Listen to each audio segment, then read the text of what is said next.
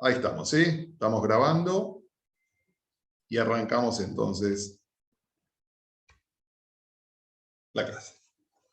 ¿Quieren que les minimice acá? Así no interrumpimos nada. Lo ponemos por acá.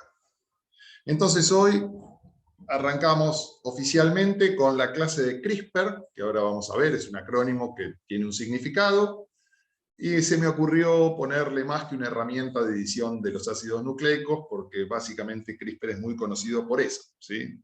Tal como dijeron ustedes, por el trabajo de dos investigadoras, una microbióloga y una bioquímica que trabajan en el tema.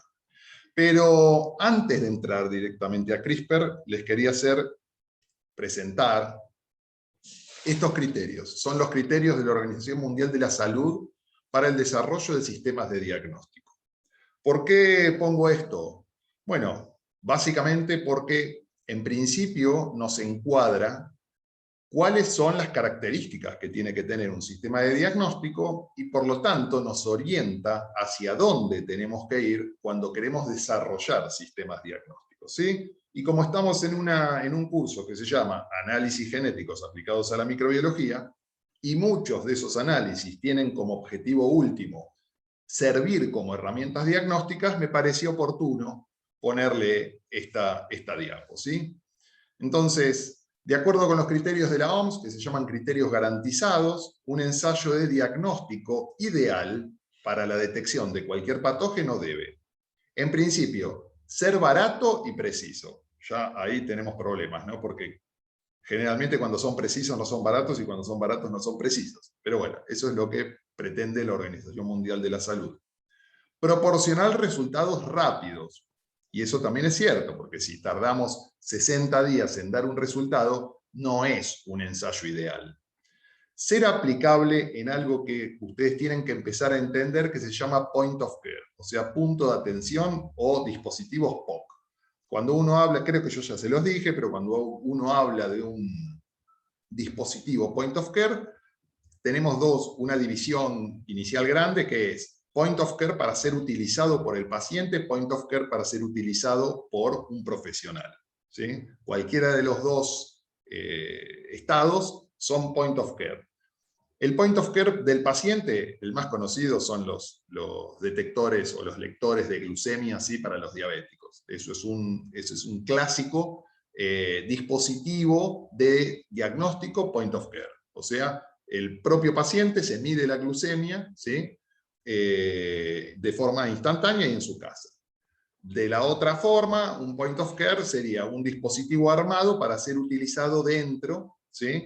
De un aparato que puede estar en un laboratorio. Y vamos a ver, por ejemplo, hoy, o en realidad lo pueden haber visto en real time, ¿sí? Abbott tiene un dispositivo point of care con sistemas de cassettes que sirven, son básicamente sistemas que no necesitan destreza, ¿sí? O demasiada formación en el área para poder realizarse. El último punto es requerir poco o ningún equipo especializado, como les decía, y asistencia técnica. La realidad es que hasta la fecha, muy pocos ensayos cumplen con todos estos requisitos que la OMS propone. Por lo tanto, siempre se necesita desarrollar nuevos métodos de diagnóstico molecular que sean más eficientes y más eficaces. Dicho esto, nos da el pie para ingresar en algo que se denomina CRISPR, ¿sí? Y que es más que una herramienta de edición de ácidos nucleicos. Ahora, como es más que una herramienta de edición de ácidos nucleicos, vieron que yo ya se los dije, yo cumplo años y a medida que cumplo años me enamoro más de la historia y llego a ese punto que yo odiaba en mi padre, que yo iba y le preguntaba, papá, ¿esto por qué pasa? Y papá arrancaba en el Big Bang, ¿no? Y me hacía desde el Big Bang, punto cero del origen del universo, para explicarme algo, y yo en el medio ya me había aburrido mucho. Pero bueno, se ve que los años tienen ese efecto sobre las personas, y a uno les hace querer un poco más la historia. Entonces, cuando hablamos de CRISPR y de historia, no podemos dejar de lado a un personaje, en el mejor sentido de la palabra, que es el doctor Francis Mojica, que es un español que trabaja en la Universidad de Alicante. ¿Por qué? Básicamente porque fue el primero en descubrir unas secuencias de ADN, que eran secuencias repetidas, y que estaban intercaladas, ¿sí?, entre secuencias que eran diferentes unas de otras. Por lo tanto, lo que Mojica encontró eran arreglos dentro de los genomas de procariotes, eran arreglos de secuencias que intercalaban secuencias únicas con una secuencia que se repetía, ¿sí? Entonces, una de las primeras bacterias que Mojica analizó es esta, una arquea, en realidad, ¿sí?, dentro de lo que se llaman arquibacterias, las habrán visto en microgeneral. En las salinas de Santa Paola, las arquibacterias muchas veces se encuentran en condiciones bastante extremas. Esta era Halopherax mediterranei. Y los resultados de estos trabajos aparecen publicados, fíjense, en 1993. En realidad, lo único que observa es eso, este arreglo de secuencias en el genoma de esta bacteria. Ahora, dada esa intercalación o intercalamiento, o no sé cómo se dirá, de secuencias repetidas con secuencias únicas, es el que propone el acrónimo de CRISPR, que viene del inglés Clustered Regularly Interspace Short Palindromic Repeats, que en español se traduce como repeticiones palindrómicas cortas, agrupadas y regularmente interespaciadas. Muy lindo nombre, muy largo, mejor nos quedamos con CRISPR. Además de eso, fue el primero que hizo una recopilación de los diferentes sistemas CRISPR en bacterias y arqueas cuyo genoma sí había sido secuenciado. Fíjense que estamos en los albores, 1993, después vamos a ver en la clase de secuenciación, el Haemophilus influenzae, la primera bacteria cuyo genoma se secuencia completamente en el 95. Estos trabajos se publican en el año 2000, o sea, estamos en los albores de la secuenciación.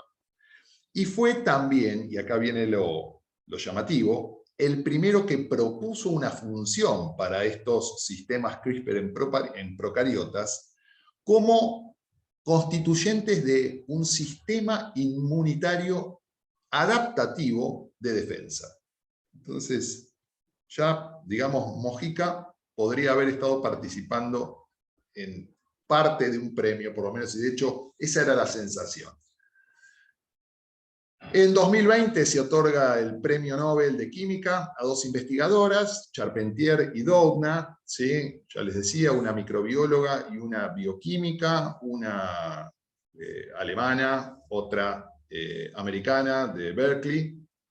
Publican un artículo que sale publicado en 2012 en la revista Science, ¿sí?, que en realidad es un artículo donde realmente se pone en marcha este desenfreno de CRISPR como herramienta de edición, ¿sí?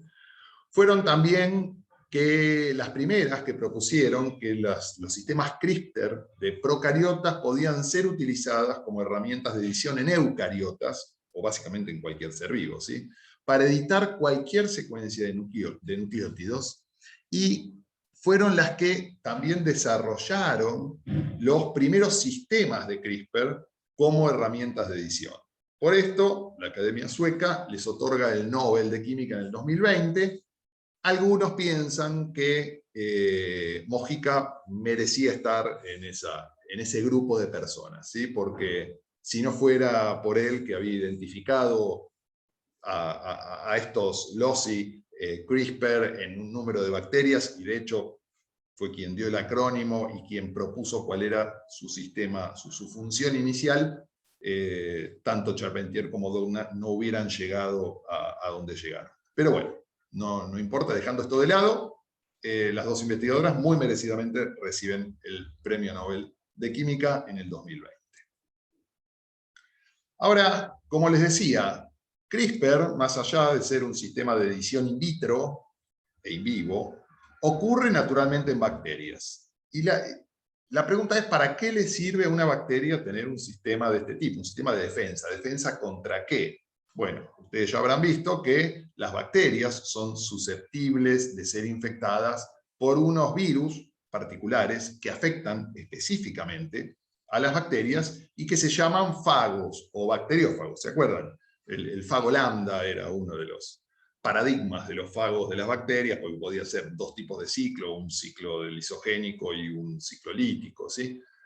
Pero bueno, son básicamente virus que pueden afectar a las bacterias. O sea, secuencias de ácidos nucleicos envueltas en una cápside que atacan a las bacterias inyectando su genoma y utilizando la maquinaria transcripcional y traduccional de la bacteria para generar ¿qué? Nuevas copias de fagos. Lo mismo que sucede con un virus en un sistema eucariota. ¿Qué es lo que sucede entonces con los sistemas CRISPR? Dice, cuando un fago inyecta su ácido nucleico en una bacteria, las bacterias pueden capturar fragmentos de ADN de estos virus, ¿sí? Y los utilizan para crear segmentos de ADN conocidos como matrices CRISPR, que son básicamente esos segmentos de ADN no repetidos que había descubierto Mojica. Las matrices CRISPR lo que hacen es permitir que las bacterias recuerden a los fagos o plásmidos que han ingresado, ¿sí? O los estrechamente relacionados. ¿Por qué? Porque recordemos que, como siempre les digo, casi todo se relaciona con la complementariedad, ¿no? Vieron que cuando hablamos de la hibridación hacíamos mucha referencia a la complementariedad de bases. Bueno, acá lo que tenemos es una secuencia que puede ser complementaria con una que ingresa, y de esa manera nos permite identificar. Estaría la bacteria haciendo como una especie de hibridación, ¿sí? In vivo. ¿Qué es lo que sucede? Si estas bacterias se quedaron con un fragmento del ADN de los virus que las atacan, si estos fagos atacan de nuevo, las bacterias lo que van a producir son ARNs a partir de las matrices CRISPR para poder identificar primero y atacar los ADN de los fagos. Luego las bacterias van a usar algunas enzimas Cas, que ahora vamos a ver qué significan, para cortar el ADN intruso y de esa manera inactivar el material genético del bacteriófago. Entonces, acá ya tenemos varios puntos. Primero, sabemos que CRISPR está ubicado, o los sistemas CRISPR, o las matrices CRISPR, están ubicadas en una región específica del genoma de algunas bacterias, no de todas. ¿Sí? Hay bacterias que tienen el sistema CRISPR y bacterias que no lo tienen. Cuando lo tienen, entonces, está ubicado en una región específica, y según han visto en genética, cuando hay una secuencia que ocupa una región específica dentro del genoma, a esa región o a esa dirección específica se lo llama locus. Por lo tanto, tenemos un locus que es un locus CRISPR en algunas bacterias. Y sabemos que ese locus CRISPR tiene secuencias repetidas, que son palindrómicas, o sea que se leen para adelante o para atrás, y secuencias únicas, que corresponden a fragmentos del ADN de los fagos que alguna vez infectaron esa bacteria. Además, también vimos recién que aparecen unas enzimas que se llaman Cas, que lo que hacen es el proceso directo de inactivación de ese ADN invasor. Ahora bien, ¿cómo es que medianamente funciona a grandes rasgos? Nosotros tenemos acá una célula procariota, ahí está mismo, ¿sí? Una célula procariota, viene un fago, inyecta su ADN, este ADN, si es que es inyectado dentro de una bacteria que tiene el locus CRISPR, lo que va a suceder es que va a haber algunas enzimas Cas que van a poder cortar este ADN, obtener un fragmento e incluirlo dentro del locus CRISPR. Si la bacteria sobrevive al ataque de este fago, entonces la próxima vez que este fago ataque, la bacteria va a estar preparada. ¿Por qué? Porque cuando ingrese acá, ¿sí? ADN de un nuevo fago, lo que va a suceder es que este CRISPR se va a transcribir un ARN policistrónico donde están todos los segmentos CRISPR que la bacteria tiene en su memoria, o sea que acumuló aquí. Este ARN CRISPR va a ser procesado, se van a cortar para separar así cada uno de los ARNs que conforman el locus CRISPR y que corresponden a fagos o virus distintos, y lo que va a suceder posteriormente es que por complementariedad, ¿sí?, este mensajero va a reconocer una región del ADN del fago inyectado, se va a asociar y va a disparar la acción de estas enzimas Cas que van a degradar el ADN del fago. Y de esta manera obtenemos un sistema de inmunidad adaptativo. ¿Por qué adaptativo? Porque esto va variando, esto no es algo estable, esto va variando y va recordando las sucesivas, ¿sí?, infecciones que esta bacteria sufrió. Por ejemplo, en este locus CRISPR vamos a ver que se encuentran 5 fragmentos correspondientes, y esto es en orden cronológico, a, 5 no, 4. 4 infecciones distintas ocurridas por virus o fagos distintos o plásmidos invasores distintos. ¿Sí?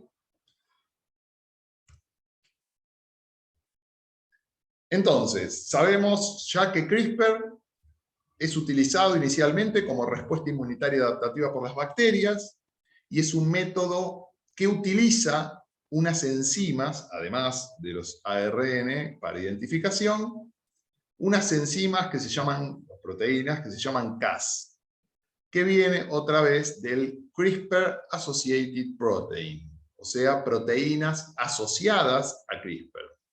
Fíjense, si vamos al anterior, que siempre el locus CRISPR está formado por esta sucesión de secuencias repetidas y espaciadores, más, ¿sí?, una serie de genes que codifican para las enzimas Cas.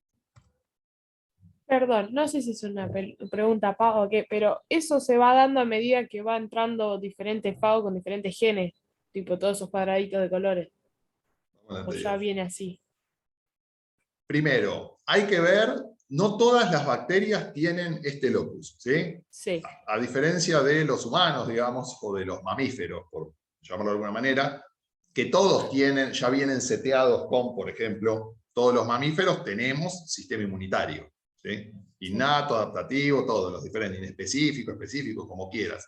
Todos los mamíferos podemos generar anticuerpos, todos los mamíferos tenemos la vía celular de respuesta. Eso ya viene preestablecido. En bacterias no. En bacterias no todas tienen esto, ¿sí? Esa es la primera diferencia que tenemos que hacer. ¿Por qué no lo tienen? Y la realidad no sabría decirte, porque selectivamente, desde el punto de vista evolutivo, hubiese sido de esperar que sobrevivan solamente aquellas bacterias que tienen el CRISPR y que mueran todas las que no lo tienen. Pero bueno, evidentemente la capacidad de dispersión que tienen las bacterias hace que todavía muchas de ellas no tengan sistema CRISPR. Entonces, si lo tienen, y esa es la primera gran diferencia que hacemos, si lo tienen, entonces este locus, sí, efectivamente, está compuesto por aquellos segmentos que quedaron de infecciones previas. Estos cuadraditos que ven son infecciones previas, y de hecho hoy, vieron que, digamos, con la bioinformática uno podría hacer un montón de cosas, entre ellas, por ejemplo, bajar, de hecho ya lo han hecho, todas las secuencias de los diferentes genomas de muchísimas bacterias que hoy están totalmente secuenciadas, y ver, desde el punto de vista bioinformático, o sea, in silico, si ese genoma tiene o no tiene CRISPR. Y ese genoma, que corresponde a una bacteria en particular, o a un linaje bacteriano en particular, o una cepa, si quieren, en particular, ¿qué tipo de infecciones sufrió? Haciendo un análisis de estas secuencias y viendo si estas secuencias corresponden a algún fago conocido o no. ¿Sí? El orden en el que aparecen estas secuencias es el orden de las infecciones, o el historial de infecciones ordenado cronológicamente que tuvo la bacteria. ¿Sí? Entonces, sabemos que las bacterias que tienen CRISPR lo que utilizan como sistema de edición son estas secuencias, ¿sí? Palindrómicas y secuencias únicas que se transcriben, más las proteínas Cas. O sea, ARN guías específicos, fíjense en la anterior, ven que estos ARN después se individualizan y se asocian con este óvalo que está graficando una proteína Cas, ¿sí? Entonces, esta proteína se asocia con este ARN que sale de acá, del locus CRISPR, para poder identificar al fago. Entonces tenemos la proteína Cas, más este ARN que pasa a llamarse ARN guía, porque es quien guía, es la secuencia que le da, que identifica el target final. Entonces, ese ARN que fue transcripto acá, se transforma en un ARN guía.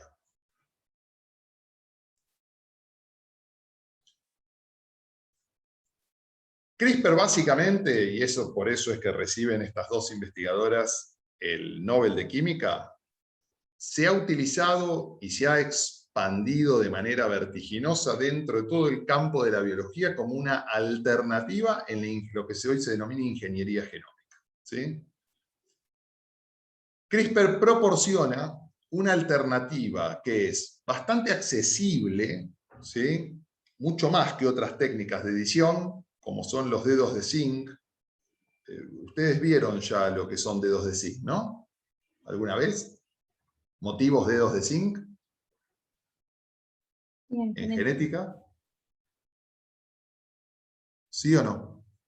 sí, sí. Sí. Bueno, entonces, hay otras herramientas de edición genética que son dedos de zinc ensamblados con nucleasas, ¿sí?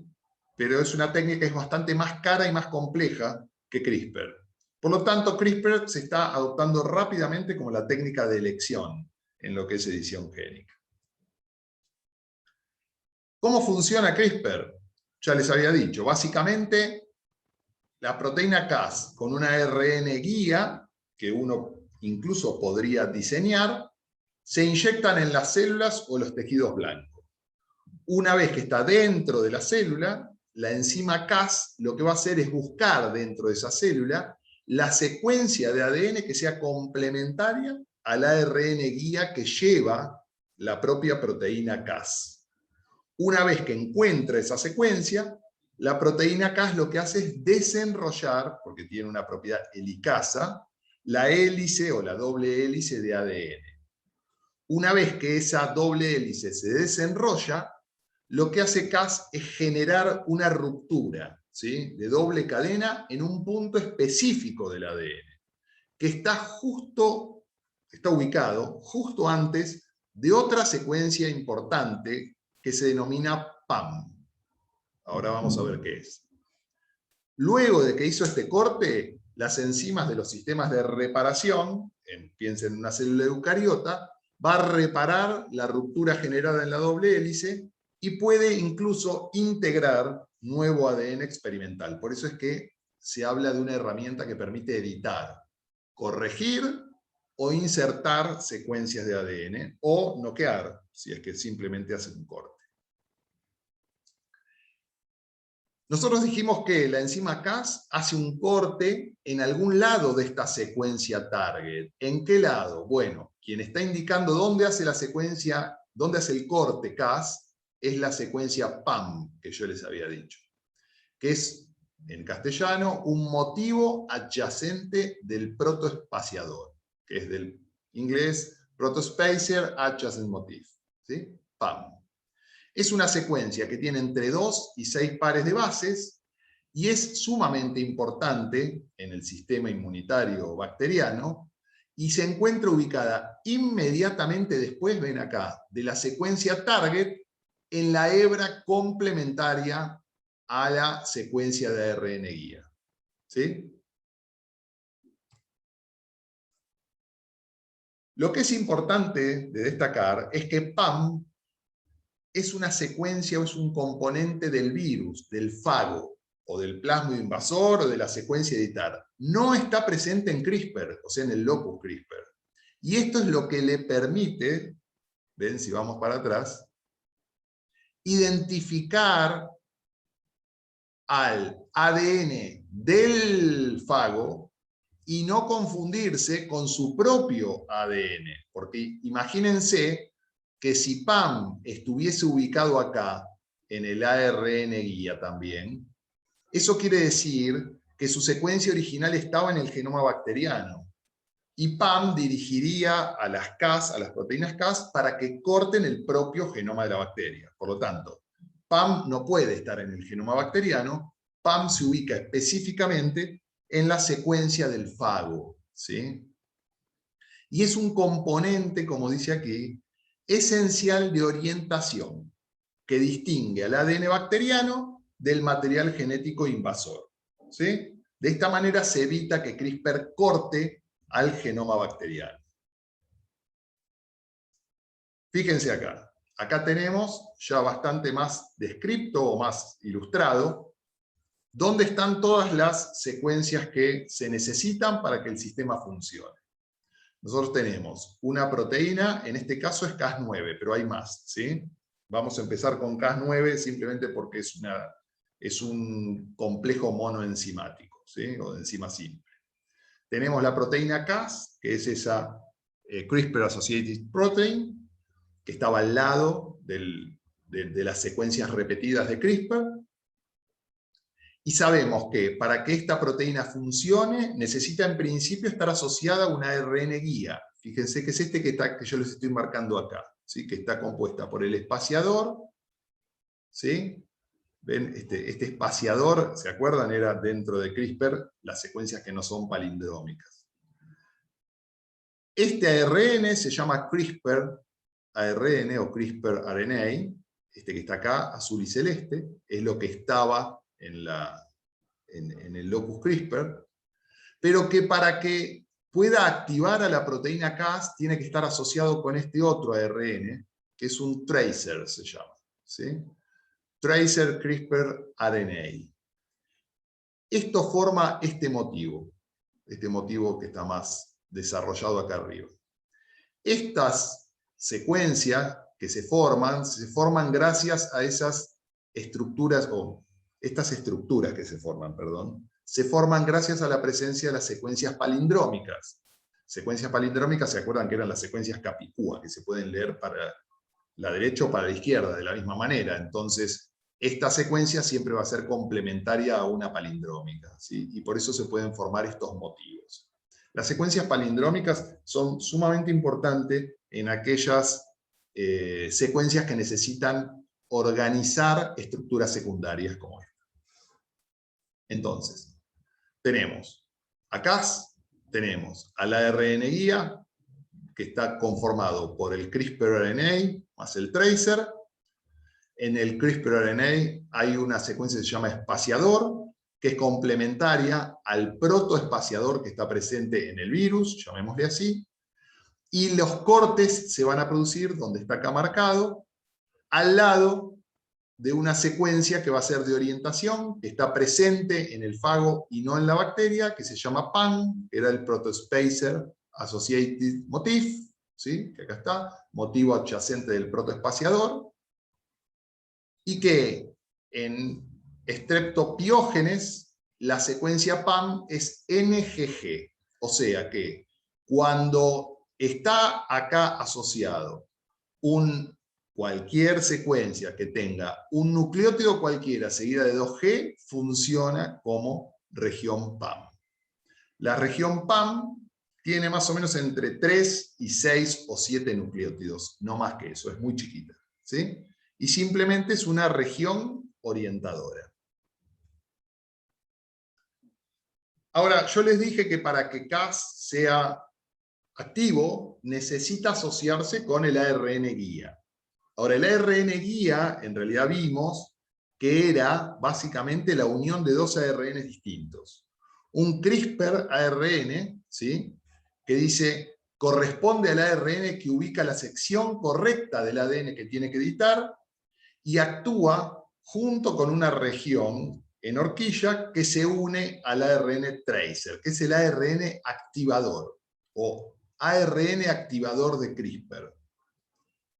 Acá tienen el ARN Transactivating CRISPR-RNA, que es un segmento de ARN que se une con el CRISPR-RNA para formar el complejo activo. Y hoy por hoy, esto es lo que naturalmente ocurre en bacterias. Y estos dos son los que naturalmente ocurren en bacterias. Hoy se pueden conseguir single guides RNAs, o sea, ARNs de guía única, que son combinaciones que se generan in vitro, se sintetizan, que consta ya de un ARN tracer y al menos un ARN CRISPR. Si vamos hacia atrás, ¿sí?, lo que se hace es generar acá un vínculo entre estas dos. Entonces tenemos sistemas que son capaces de generar, de transcribir, ¿sí?, una secuencia de ARN que es de guía única, se llama, que tiene el CRISPR-RNA unido al tracer RNA. ¿Sí? Eso se hace in vitro, no lo hace la bacteria, no puede hacer eso. Pero se vio que es mucho más fácil de generar, porque si no, de la otra manera, había que tener dos sistemas generando uno el CRISPR, el otro el tracer, unirlos, ver que asocien bien y recién ahí usar eso para activar. De esta forma, se hace un único ARN guía que se va a utilizar para activar las proteínas Cas. ¿Sí? Interesante, ¿no? Sí, no, medio, pero vamos. ¿Se complicó mucho? ¿Sí o no? Y es ¿Qué complicado. palabra? Bueno. No, cuando lo vean 10 veces no va a ser tan difícil, ¿sí? Acá siempre recuerden este esquema. O sea, la proteína Cas, ¿sí? Este es el ADN del fago, este que está en gris. La zona que está en naranja es el protoespaciador, que es la zona que reconoce la bacteria, porque ya ese fue el fragmento que se quedó la bacteria en el locus CRISPR. Este espaciador es la transcripción de ese locus CRISPR justo con esta parte azul. Esta es la unión con el tracer, ¿sí? ¿Y qué es lo que vamos a hacer? Vamos a insertar todo esto cuando nosotros querramos editar algo, ¿sí?, en una célula. Lo que vamos a hacer es incorporar todo este complejo a la célula, y la célula, imagínense ahora, esto ya no va a estar porque esto era del fago, lo que vamos a hacer es inyectar el Cas9 junto con el tracer y el CRISPR-RNA, y esto va a buscar una secuencia particular que va a tener el PAM, que nosotros necesitamos que esté, y a partir de ahí va a generar los cortes. Si estamos en un sistema eucariote, cuando esto suceda, o sea que venga esta enzima y me genere cortes de doble cadena acá, lo que va a suceder es que se van a disparar los sistemas de reparación. Recuerden que toda célula tiene sistemas de reparación.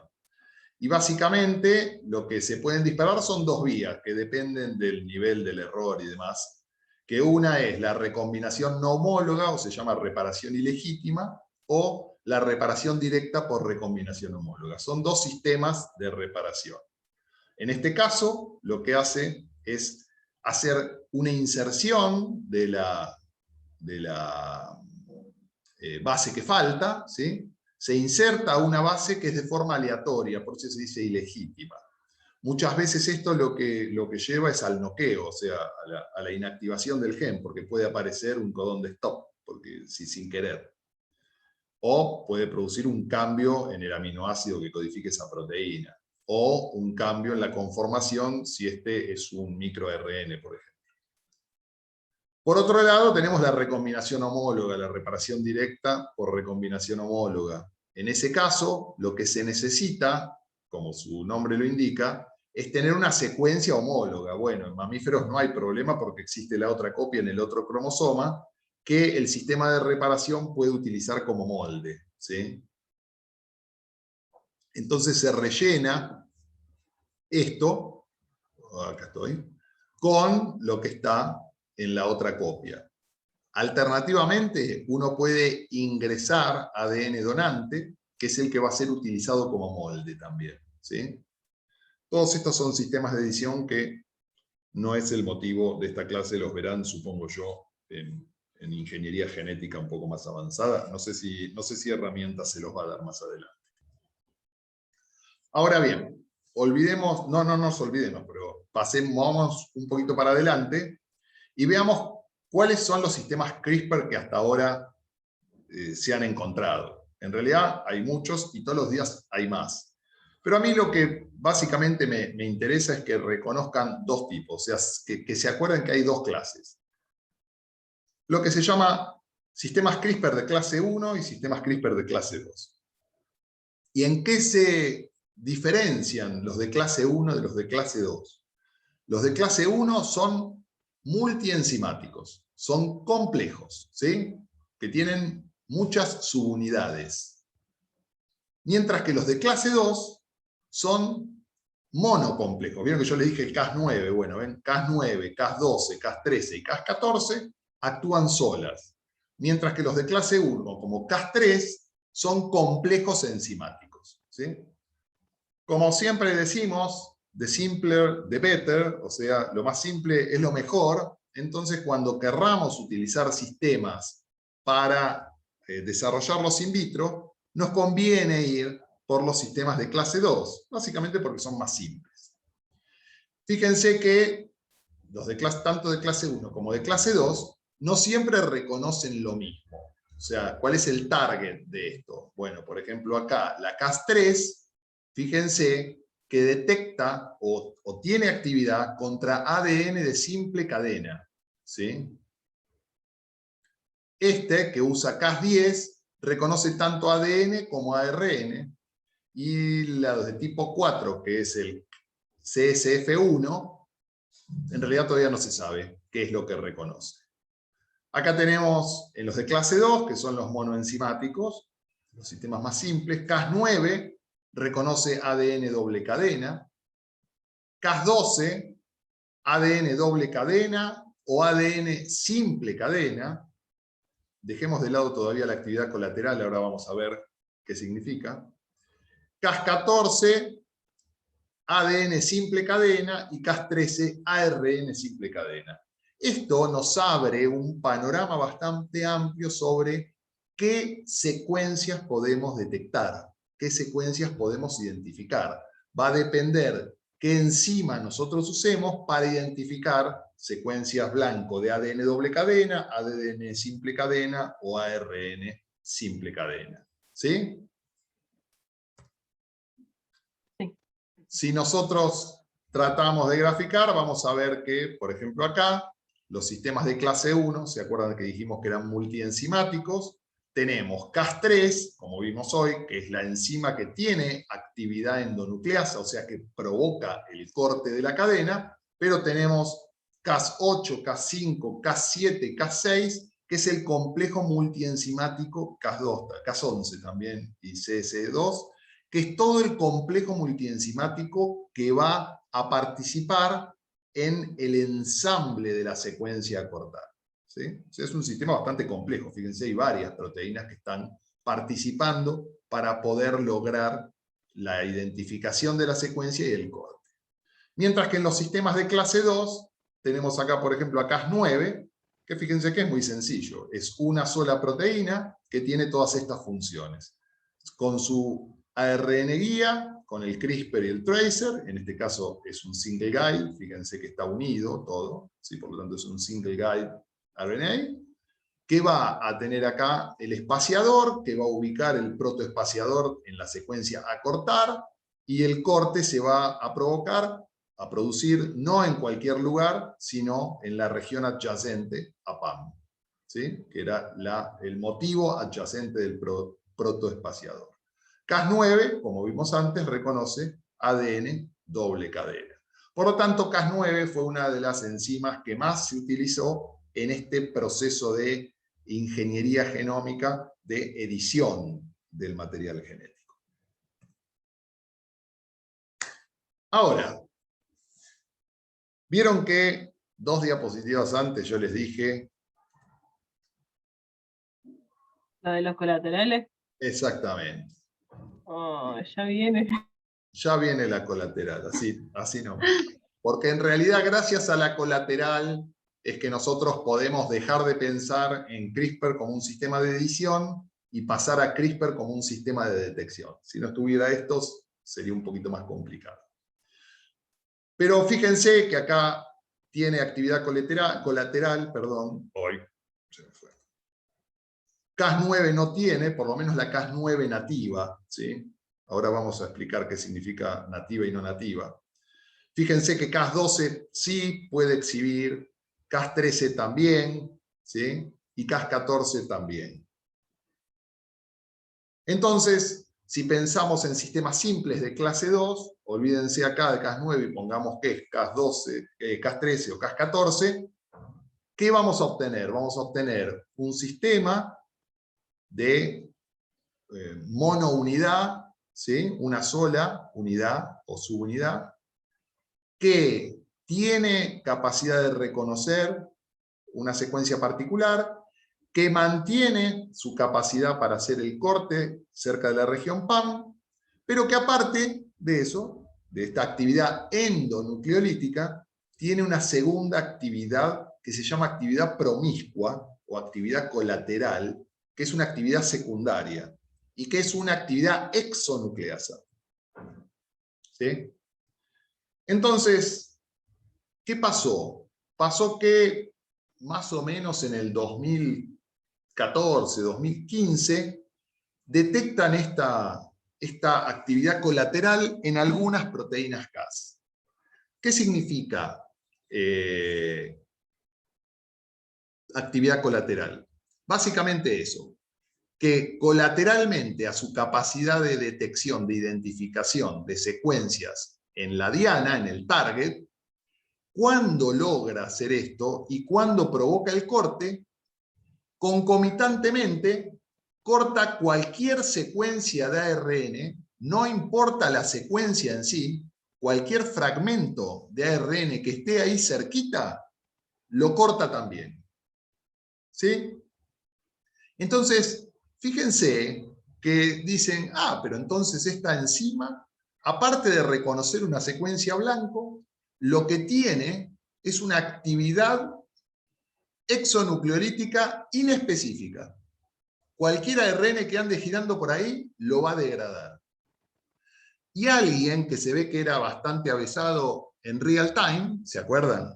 Dijo, pero entonces si yo agarro algo así como una sonda Tachman, que se acuerdan que tenía un fluoróforo y una molécula que actuaba como quencher, ¿se acuerdan de eso? Mientras el Sí. fluoróforo estaba cerca del quencher, esto no florecía. Pero cuando se degrada y el quencher y el fluoróforo se separan, el fluoróforo queda desprotegido de la actividad del quencher y emite fluorescencia. Y entonces lo que estas personas, estos investigadores pensaron fue, entonces yo podría hacer que una proteína Cas que tenga un ARN guía, un single guide, o sea, un ARN que yo diseño, contra una secuencia complementaria de algo que yo quiero buscar. Cuando lo encuentre, que lo corte, pero que además me corte todos los ARN, o sea, todas las ondas Tachman que yo agrego junto con el sistema. Entonces, cuando... Pregunta, para. ¿Sí? La actividad exonucleasa es Sí. cuando está unida Es la cuando se proteína. une, claro. Claro, no libre. Ahí está. No. Si Cas no encuentra la secuencia blanco, no activa ninguna de sus, valga la redundancia, actividades. Ni la endo ni la exonucleolítica colateral. Está bien, gracias. ¿Sí? Entonces fíjense, ya transformamos a un sistema de edición en un sistema de detección. Porque ya la realidad es que me importa poco si la corta o no la corta a la secuencia diana. Lo que me importa es que lo ubique. Y que cuando la ubique, me lo reporte a mí. Y eso lo logro con la actividad promiscua o colateral. ¿Sí? ¿Estamos? Sí. Entonces, olvidémonos de todo lo que hablamos y ahora nos vamos a concentrar en esto. ¿En qué? Yo voy a usar un sistema que va a tener una enzima Cas, ¿sí? Que es esta, que va a haber una ARN guía que yo voy a diseñar. Imagínense que yo voy a decir, quiero detectar estáfilos meticilina resistentes. Y yo sé que son meticilina resistentes porque tienen en su genoma, codifican para algo que hace degradar, ¿sí?, determinada proteína después. Yo conozco esa secuencia. Entonces, si yo sintetizo in vitro esa secuencia en una ARN guía y lo pongo dentro de una lo acoplo a una proteína Cas, lo que voy a tener, Cas13, lo que voy a tener es un sistema de identificación de aquellos estáfilo meticilino resistentes. Lo podría hacer, por ejemplo, para SARS. De hecho, lo hicieron, ¿sí? O sea, yo puedo agarrar y decir, bueno, a ver, voy a identificar una secuencia de la espícula, o sea, una secuencia del ARN del virus que codifique específicamente para la espícula, que es muy específica, ¿sí? Entonces yo pongo acá, en el ARN guía, la secuencia, una secuencia conservada de la espícula, ¿sí? Lo asocio con una Cas13 y lo mando dentro de una solución que tiene un extracto de un hisopado nasofaríngeo. O sea, ARN tengo. ¿Qué es lo que va a suceder? Si en ese extracto está presente el SARS, Cas9 lo va a ubicar, perdón, Cas9 no, Cas13, lo va a ubicar gracias a que tiene esta secuencia complementaria, porque recuerden que tiene actividad de licasa, o sea que va desenvolviendo el ARN, ¿sí?, y lo va leyendo. Va a ubicar la secuencia complementaria, una vez que la ubique, podrá cortarla o no, no me interesa si la degrada o no la degrada, o sea, si le produce un corte o no, pero lo que sí va a hacer, si yo agregué un reportero, ¿sí?, una secuencia, una sonda Tachman junto con esto, va a cortar con actividad colateral esto y me va a producir fluorescencia. Si yo eso lo hago dentro de un tubo y ese tubo lo pongo dentro de un reactor de PCR, bueno, tal vez lo que voy a lograr es que cuando el SARS esté presente, yo vea emisión de fluorescencia.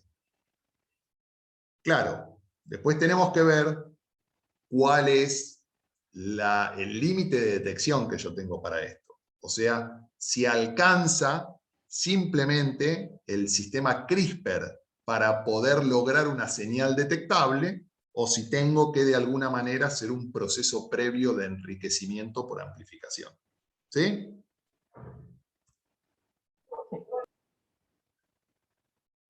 Así tenemos, vamos a ver ahora, 3 sistemas. El primero de ellos es un sistema que se llama Sherlock, ¿sí? Sherlock utiliza básicamente una enzima que es Cas13A. ¿Qué es lo que se hace? O sea, ¿qué es lo que uno hace para usar este sistema Sherlock? Bueno, el primer punto que tenemos que entender es que muchas veces la señal que logramos solamente por la identificación por CRISPR y el corte de las sondas Tachman, por llamarlas de alguna manera, pero los reporteros, no es suficiente para poder identificar pequeñas cantidades del target. Entonces, muchas veces lo que vamos a tener que hacer es un proceso de amplificación, ¿sí? Una amplificación previa. A veces se usa PCR, pero vieron que hoy por hoy, ya lo vieron en la clase anterior, los sistemas tipo LAMP, o sea, las amplificaciones isotérmicas, sean por amplificación en loop, o sean estas, la RPA, no sé si alguna vez la vieron, que se llama Ribonuclease Polymerase Amplification, es una amplificación mediada por una ribonucleasa. Es isotérmica también, no importa. Esto es otro proceso de amplificación. Lo único que tenemos que saber es que amplifica de forma directa, como siempre, cualquier secuencia de ADN doble cadena, o con una transcripción reversa inicial, cualquier secuencia de simple cadena. Entonces acá tenemos marcado en rojo, ¿sí?, la secuencia que a nosotros nos interesa identificar. Fíjense que acá es tan poquito que si nosotros aplicáramos directamente la Cas13 acá, no llegaríamos a ver la señal. Entonces lo primero que hacemos es amplificar. Una vez que amplificamos, tenemos que pensar que Cas13 detecta ARN, por lo tanto estamos en un problema, porque lo que tenemos después de un proceso de amplificación es ADN.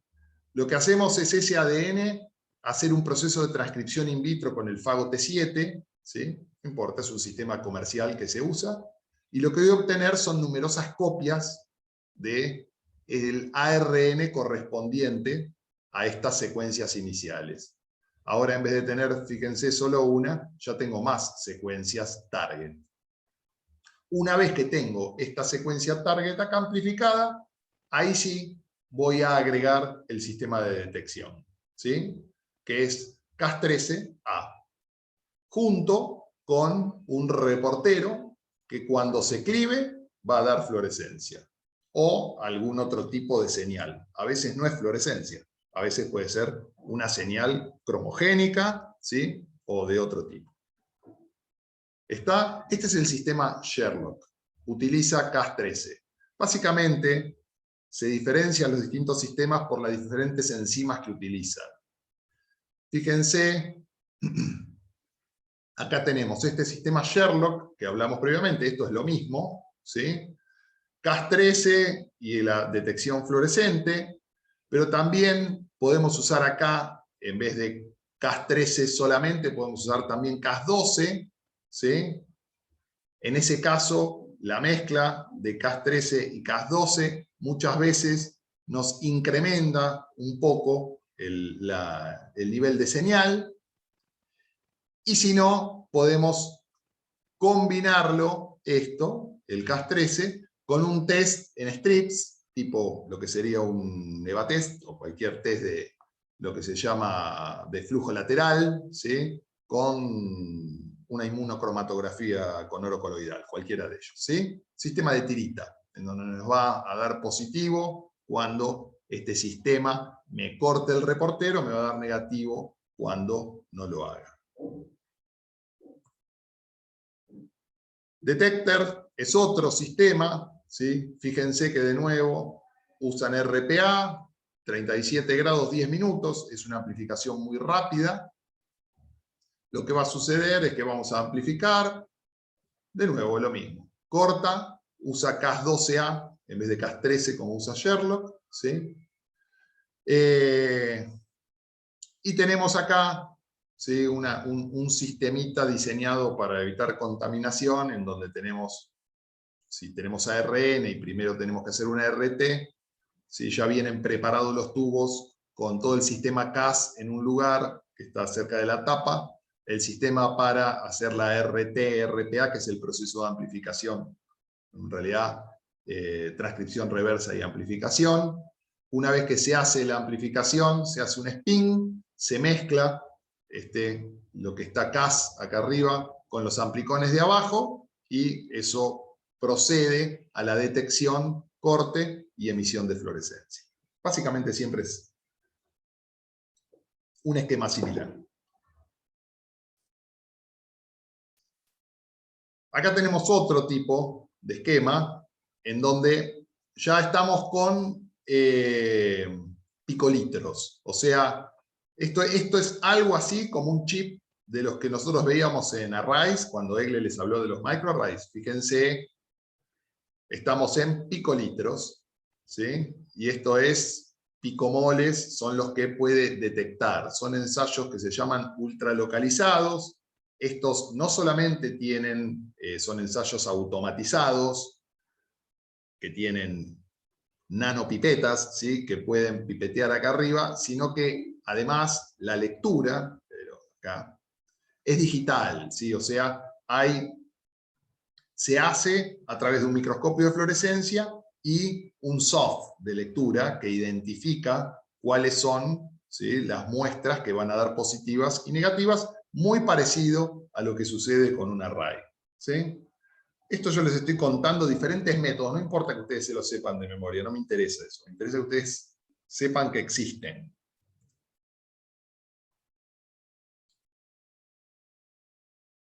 Y acá llegamos a uno de los puntos críticos en lo que es el diseño y las ultraestructuras y las propiedades de monocapas.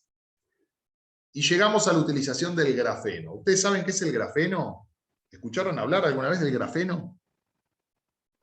No. No. ¿Nunca? Bueno, el grafeno básicamente es una monocapa de carbonos, de átomos de carbono.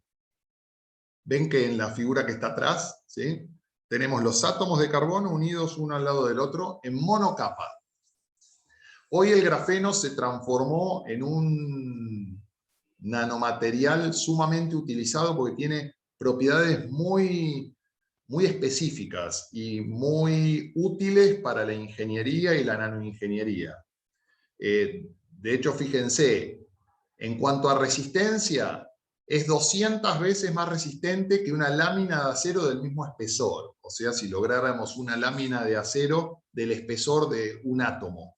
Es 200 veces más resistente. Es muy flexible y elástico. En condiciones naturales es transparente. Tiene una alta conductividad térmica y eléctrica. Y esto es lo que nosotros tenemos que pensar, que tiene conductividad eléctrica y muchas veces cambia, o sea, responde su conformación dependiendo de la carga eléctrica que detecte. Puede hacer reacciones químicas con otras sustancias, por lo que se pueden generar compuestos que son polímeros de carbono más algunos radicales. ¿Sí? De esa manera yo puedo juntar cosas al polímero. Es muy ligero, es más ligero que la fibra de carbono y más flexible.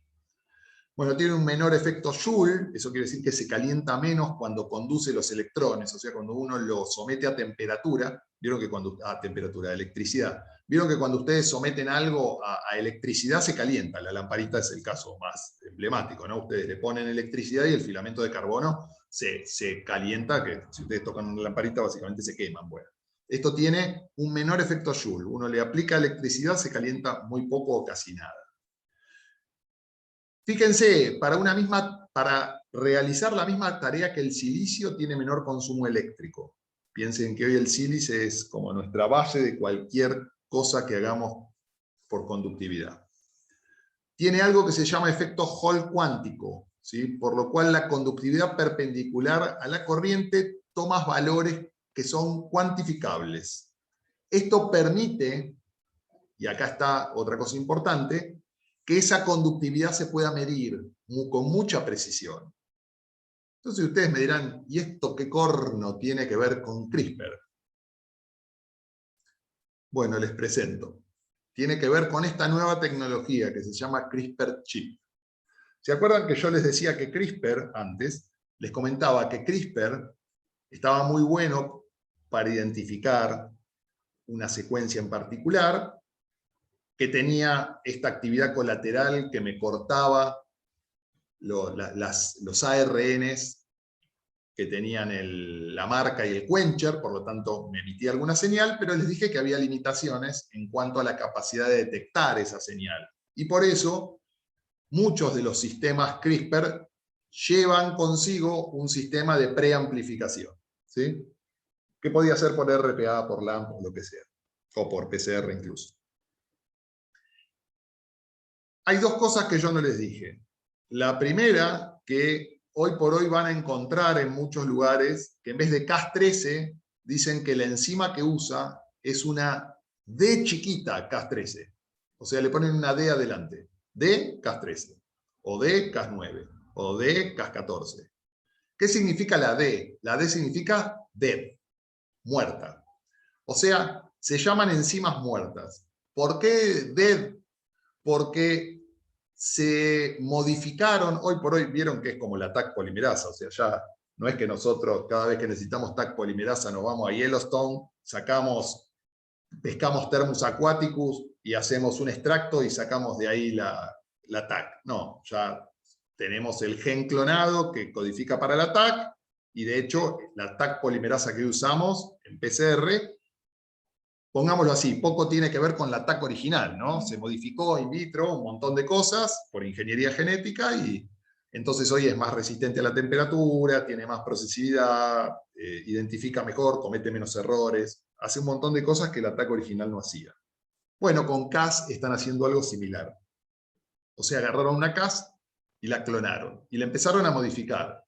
Y la realidad es que dijeron, a ver, la intención de esta Cas para detección es que mantenga la actividad colateral, incluso que le incremente. Entonces vamos a ver de qué manera podemos modificar el gen que codifica para la Cas para que aumente su actividad exonucleolítica, para que corte más reportero. Y la realidad también es que haga un corte o no haga un corte al lado de la región PAM, para el tema de detección, a nosotros no nos interesa. A nosotros nos interesa sí que identifique correctamente la región de interés, pero después si la corto o no, es un gastadero de energía al cohete. Entonces lo que vamos a hacer es quitarle esa actividad. O sea, esa actividad endonucleolítica se suprimió in vitro. Y ahí se generó la DEV-Cas, o sea, la DCAS. ¿Sí? Es una enzima Cas que cumple con todas las funciones de Cas, incluso con su actividad promiscua, ¿sí? O colateral, pero que no genera cortes dentro de la secuencia target. Entonces simplemente la identifica. Ahora lo que hicieron después fue decir, bueno, pero, y acá es donde viene esta historia de la unión. Vieron que hasta hace años la biología estaba limitada por la tecnología. Entonces uno decía, uy, yo quiero hacer esto. Por ejemplo, cuando sucedió lo del PCR, ¿sí? en la década del 90, uno hablaba de adelantos biológicos que estaban supeditados a que tenían que esperar que la tecnología aparezca. Hoy vivimos una cultura que es totalmente inversa. O sea, la biología está arrastrada por los adelantos tecnológicos. Y el grafeno es uno de los, de hecho hay un Nobel también ahí, en 2013-14, para los que descubrieron, en realidad polimerizaron, porque según entiendo el grafeno no ocurre naturalmente en la naturaleza, sino que es un polímero que se genera, que está bárbaro porque no contamina, porque es carbono, entonces no contamina, tiene toda una serie de ventajas, ¿no?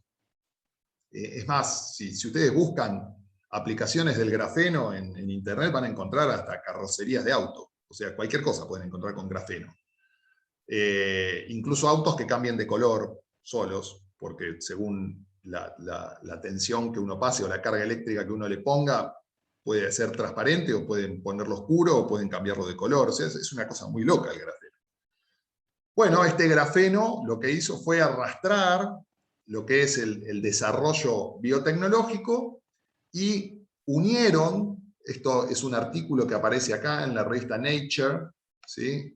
Bien, Biomedical Engineering, en 2019, se publica una prueba que es un efecto obtenido utilizando la tecnología CRISPR junto con un transistor de grafeno.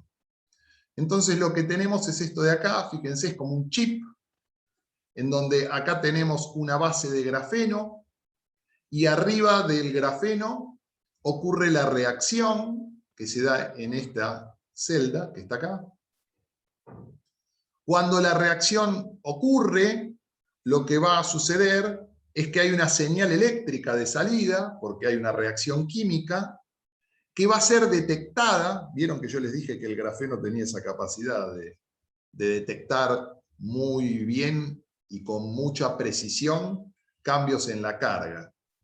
Entonces, básicamente hay una reacción que va a ocurrir acá arriba, y la señal va a ser transmitida a unos electrodos que va a ir finalmente a un lector que está aquí. nos olvidamos de la preamplificación, nos olvidamos de todo. ¿Sí? Acá lo único que tenemos es una, como dice por acá, una CAS DEN, ¿sí? Acá, una DCAS9, fíjense, que está modificada, porque CAS9 se acuerdan que no tenía actividad colateral, pero ahora sí la tiene. Está unida a transistores FET, se llaman de grafeno, y se logra un dispositivo móvil que en 15 minutos puede detectar la presencia de cualquier, no de cualquier, sino del patógeno para la que está diseñada, porque esto es específico para cada secuencia que uno quiere ubicar, con una sensibilidad, fíjense, de 1.7 femtomoles. O sea, estamos por abajo de picomoles. ¿Sí? Gracias a ello no se requiere amplificación previa. Obviamente que esto va a revolucionar totalmente el área, y esto se logra básicamente, fíjense, gracias a que otra de las cualidades que tiene el grafeno es que se puede complejizar, o sea, se puede derivatizar, se llama químicamente, con radicales. Y acá lo que usan como radical para lograr esta derivatización es un ácido pirenbutírico, el ácido 1-pirenbutírico. Eso es lo que se une al grafeno, actúa como puente, y ahí se une la DCAS9. ¿Sí? Una vez que está esto unido, se agrega solamente el ARN guía y el dispositivo queda armado para poder detectar e identificar, o sea, identificar y detectar cualquier secuencia blanco sin amplificación previa. Y calculo que quedaron como el Pato Donald. Bueno. Vamos a tener compartición. Pelota, qué manera de decirlo. Volvimos. Cara de Pato Donald tienen. Sí, sí, sí. Vamos a De eso no hay parar, duda. vamos a parar la grabación, ¿sí?